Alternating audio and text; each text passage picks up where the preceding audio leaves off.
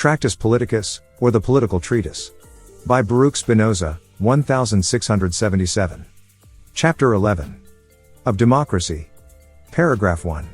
I pass, at length, to the third and perfectly absolute dominion, which we call democracy. The difference between this and aristocracy consists, we have said, chiefly in this, that in an aristocracy it depends on the Supreme Council's will and free choice only, that this or that man is made a patrician, so that no one has the right to vote or fill public offices by inheritance, and that no one can by right demand this right, as is the case in the dominion, whereof we are now treating. For all, who are born of citizen parents, or on the soil of the country, or who have deserved well of the republic, or have accomplished any other conditions upon which the law grants to a man right of citizenship, they all, I say, have a right to demand for themselves the right to vote in the Supreme Council and to fill public offices, nor can they be refused it, but for crime or infamy. Paragraph 2. If, then, it is by a law appointed, that the elder men only, who have reached a certain year of their age, or the firstborn only, as soon as their age allows, or those who contribute to the republic a certain sum of money, shall have the right of voting in the Supreme Council and managing the business of the dominion, then, although on this system the result might be, that the Supreme Council would be composed of fewer citizens than that of the aristocracy of which we treated above, yet, for all that, dominions of this kind should be called democracies, because in them the citizens, who are destined to manage affairs of state, are not chosen as the best by the Supreme Council, but are destined to it by a law.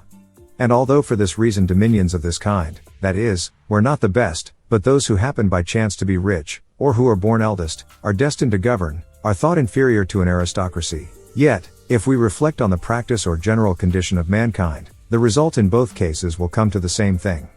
For patricians will always think those the best, who are rich, or related to themselves in blood, or allied by friendship. And, indeed, if such were the nature of patricians, that they were free from all passion, and guided by mere zeal for the public welfare in choosing their patrician colleagues, no dominion could be compared with aristocracy. But experience itself teaches us only too well, that things pass in quite a contrary manner, above all, in oligarchies, where the will of the patricians, from the absence of rivals, is most free from the law.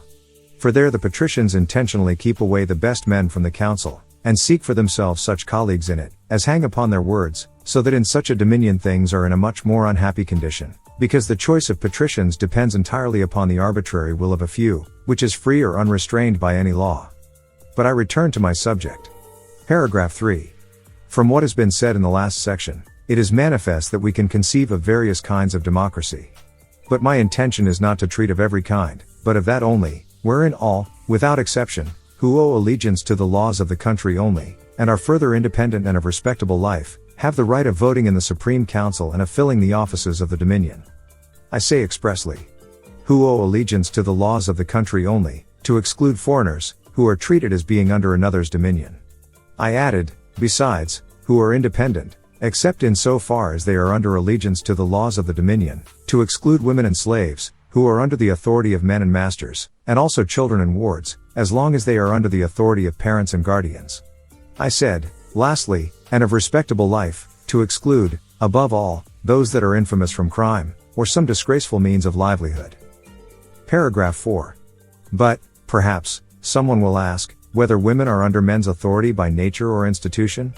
For if it has been by mere institution, then we had no reason compelling us to exclude women from government. But if we consult experience itself, we shall find that the origin of it is in their weakness. For there has never been a case of men and women reigning together, but wherever on the earth men are found, there we see that men rule, and women are ruled, and that on this plan, both sexes live in harmony.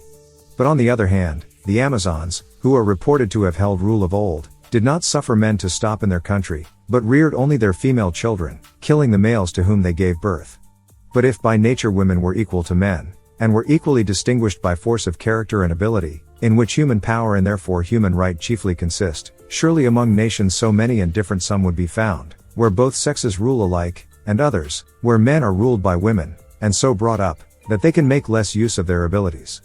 And since this is nowhere the case, one may assert with perfect propriety, that women have not by nature equal right with men, but that they necessarily give way to men, and that thus it cannot happen, that both sexes should rule alike, much less that men should be ruled by women. But if we further reflect upon human passions, How men, in fact, generally love women merely from the passion of lust, and esteem their cleverness and wisdom in proportion to the excellence of their beauty, and also how very ill-disposed men are to suffer the women they love to show any sort of favor to others, and other facts of this kind, we shall easily see that men and women cannot rule alike without great hurt to peace. But of this enough. The end.